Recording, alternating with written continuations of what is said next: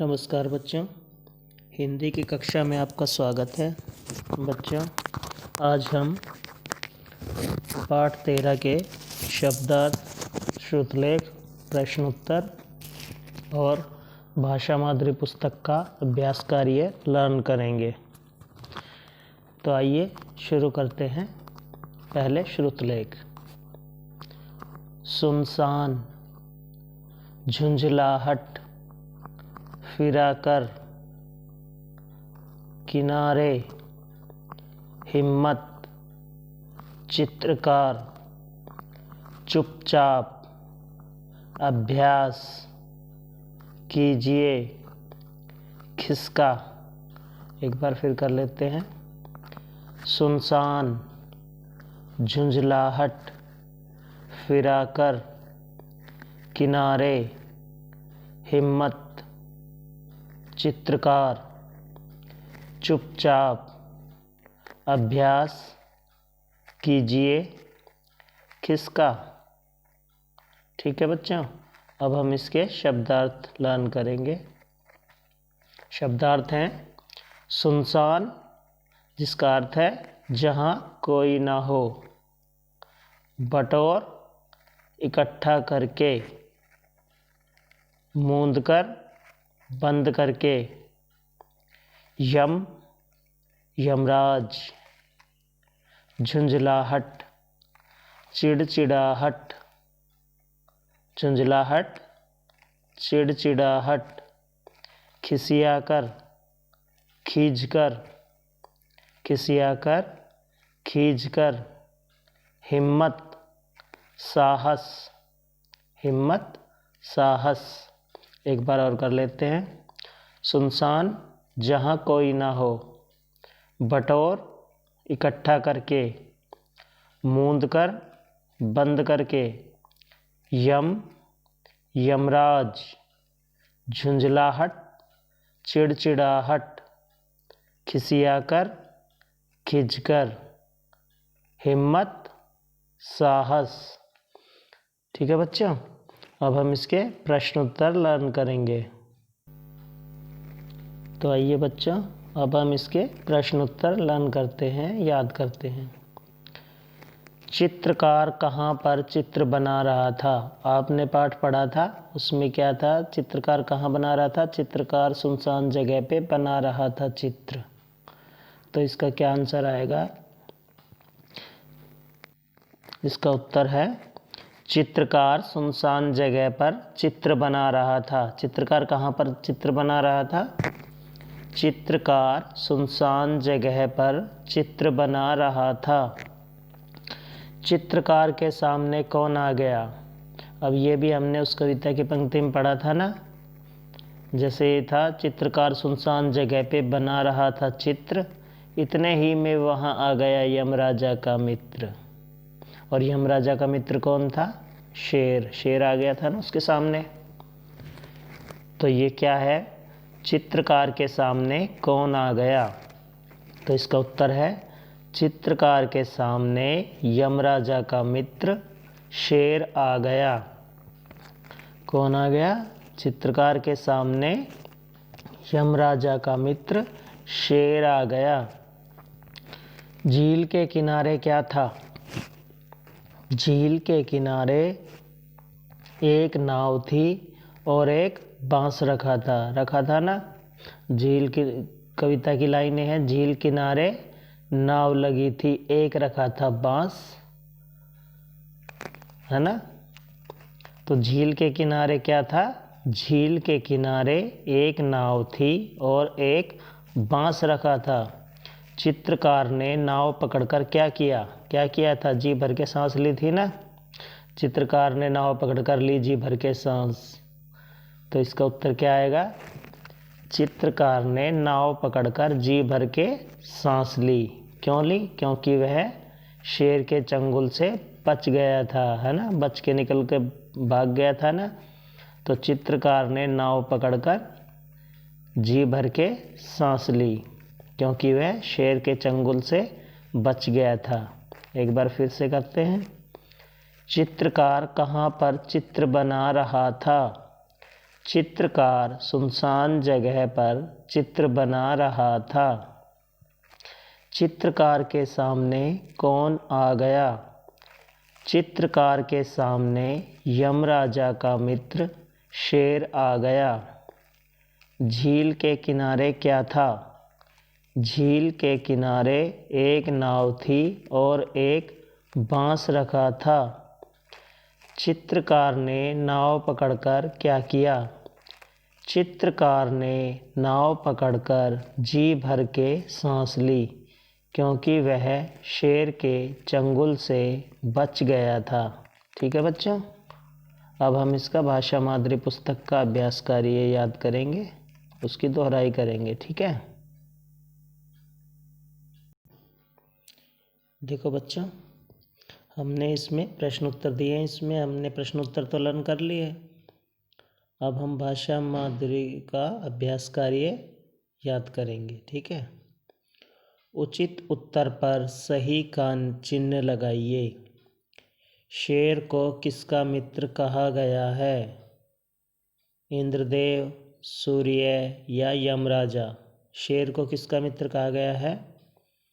अभी पढ़ा था ना हमने कविता में, इतने ही में वहाँ आ गया यमराजा का मित्र। तो किसका मित्र कहा गया है? यमराजा का। शेर को किसका मित्र कहा गया है? यमराजा का। उकरू मुकरू होकर कौन बैठ गया? चित्रकार, शेर या हाथी? कौन बैठा था उकरू मुकरू होकर? शेर उकरू मुकरू होकर बैठ गया था, सारे अंग बटोर, है ना। शेर बैठ गया था ना, किस लिए बैठा था पता है? शेर अपना चित्र बनवाने के लिए उकरू मुकरू होकर बैठ गया था, है ना। शेर ने चित्रकार को क्या ले जाने को कहा? शेर ने चित्रकार को क्या ले जाने को कहा? फूल, कागज या नाव? क्या कहा था? शेर ने चित्रकार कहा था ना कि कागज और कलम तो ले जा रे कायर डरपोक, थी ना ये पंक्तियाँ उसकी कविता की। तो शेर ने चित्रकार को क्या ले जाने के लिए कहा? कागज। क्या ले जाने के लिए कहा? कागज।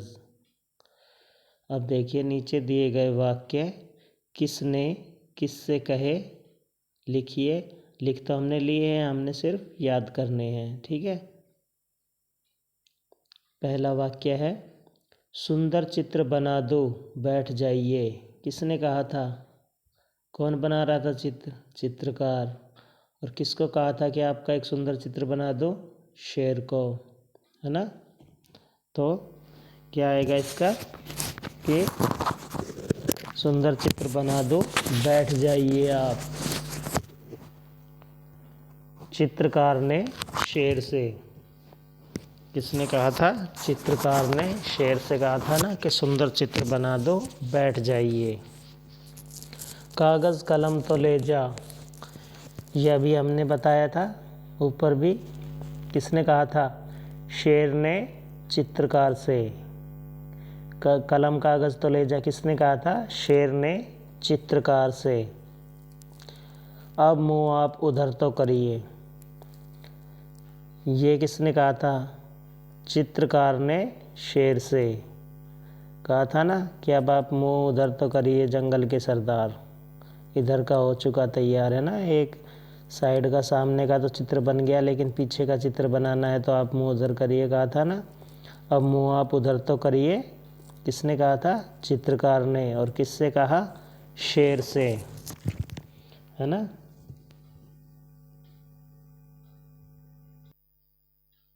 शेर को देखकर चित्रकार के होश उड़ गए। आपके होश कब उड़ते हैं बताइए? ये बातचीत के लिए हैं बच्चों, आप आपस में बात कर सकते हैं कि भाई कब कब उड़ते हैं आपके होश। भी उड़ जाते हैं ना कई बार सुन के कोई बात कि पापा डांटेंगे, मम्मी डांटेगी, पिटाई होगी, आज हमने काम नहीं किया, आज टेस्ट है ना।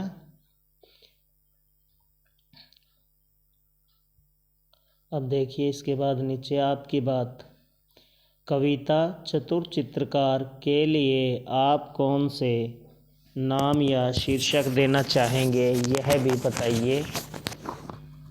चाहेंगे यह भी बताइए कि आपने यह शीर्षक क्यों चुना। तो हम इसमें शीर्षक दे सकते हैं मूर्ख शेर। मूर्ख शेर, ठीक है। क्यों देंगे? क्योंकि चित्रकार ने शेर को मूर्ख बनाया था ना चित्रकार ने शेर को कि आप मुंह धर करके बैठ जाइए, मैं आपका सुंदर चित्र बना देता हूँ। ऐसे करके मूर्ख बना दिया था और अपनी जान बचाकर वहाँ से खिसक गया था या निकल गया था, है ना। अब देखिए भाषा की बात। सुनसान जगह, सुंदर चित्र। यहाँ पर सुनसान शब्द जगह और सुंदर शब्द चित्र की विशेषता बता रहे हैं। इस प्रकार अब आप पाठ के आधार पर आप चित्रकार की और शेर की विशेषताएं लिखिए। चित्रकार की विशेषताएं क्या थी? चतुर था, कलाकार था और समझदार था। क्या था चित्रकार? चतुर, कलाकार, समझदार। चतुर, कलाकार, समझदार,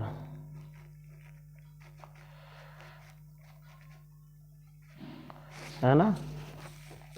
अब इसी तरह शेर की विशेषता बतानी है। शेर कैसा था? मूर्ख। मूर्ख क्यों था? कोई बता सकता है? हाँ जी, मूर्ख इसलिए था कि उसको चित्रकार ने मूर्ख बना दिया था। आज्ञाकारी। आज्ञाकारी क्यों चुना हमने? क्योंकि वह चित्रकार जो उसको आदेश दे रहा था उसका वह पालन कर रहा था, उसकी आज्ञा का पालन कर रहा था। जैसे कह रहा था ना कि अब आप बैठ जाइए, मैं आपका सुंदर चित्र बना देता हूँ, तो बैठ गया। आप कहता कि इधर मुँह कर लीजिए, आप इधर का चित्र तैयार हो गया, तो वो वैसे ही बैठ गया अब, है ना। तो आज्ञाकारी भी था। और तीसरा हम लिख सकते हैं इसका जंगल का राजा, है ना, क्योंकि जंगल का राजा भी होता है ना शेर। तो शेर की तो कोई विशेषता हो सकती है। हम इसकी जगह ये भी लिख सकते हैं खूंखार, है ना। खूंखार, खूंखार, खतरनाक।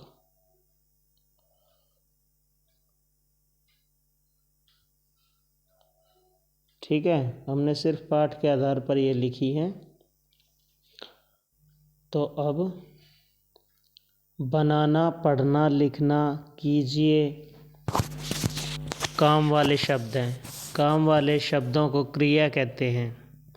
अब आप कविता में आए कोई 6 क्रिया शब्द छांट कर लिखिए। देखो, खिसकना क्रिया हो गया, बैठना क्रिया हो गया, करना क्रिया हो गया, चलाना क्रिया हो गया, बनाना क्रिया हो गया, आना क्रिया हो गया। ठीक है, तो